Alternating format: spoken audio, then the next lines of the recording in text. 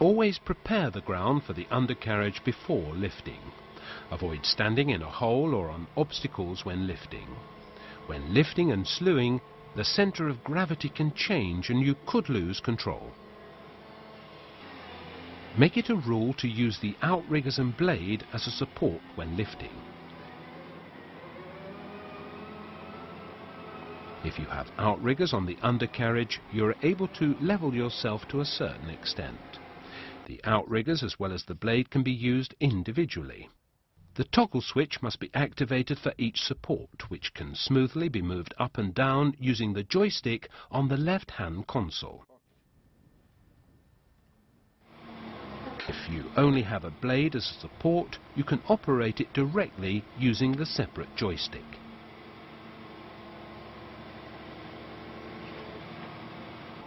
If you have a quick fit, disconnect the bucket.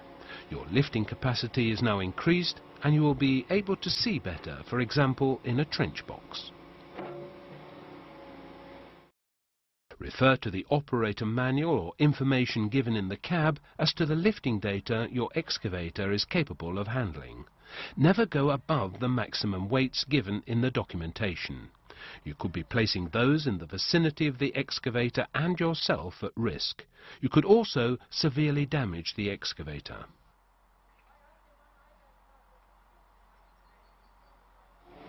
Communicate with the people outside the cab who are helping you.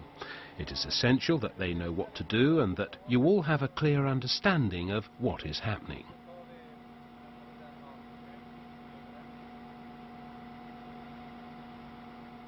Check the function of the locking lip. Let those outside the cab check the lifting device, or even better, do it yourself. The lifting device should be approved for the weight involved, and all pins and such like should be secured with split pins.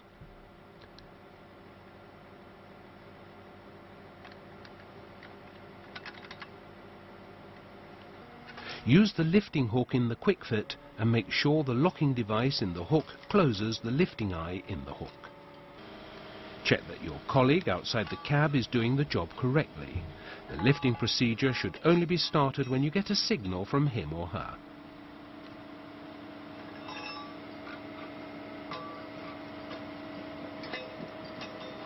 Always use low revolutions to better control the lifting operation.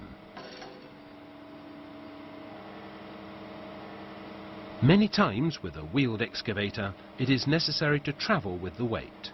Take up the undercarriage supports and try to avoid slewing with the superstructure. Keep the weight along the undercarriage and over the rear axle. Start travelling slowly, which will minimize any oscillation.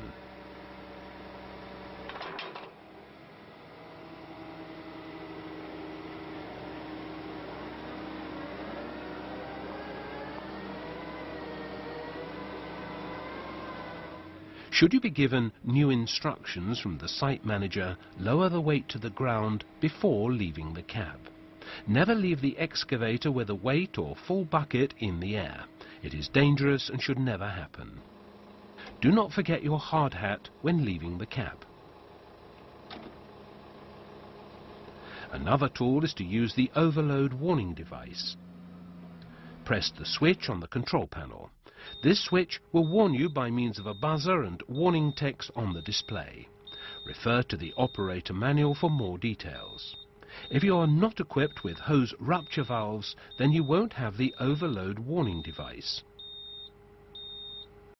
We strongly recommend that you only lift with excavators equipped with hose rupture valves. Without these valves, you are unable to stop the load from falling should a hose burst during a lift. Do not jeopardize the safety of those in the vicinity of the excavator. The valves can be ordered as an aftermarket kit.